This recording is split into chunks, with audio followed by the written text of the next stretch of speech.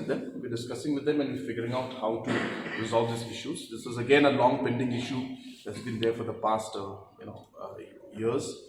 So therefore, there is no easy solution to this. There are concerns and there are issues that are there, and the society as a whole and stakeholders as a whole must be taken into confidence. So we're working on all of that. Let's hope we'll be able to find a way.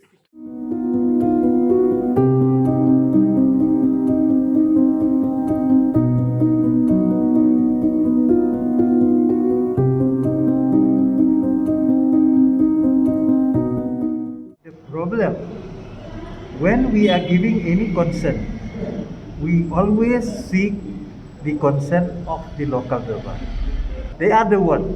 If they are not willing to give the consent, how we will give the consent? We don't have land.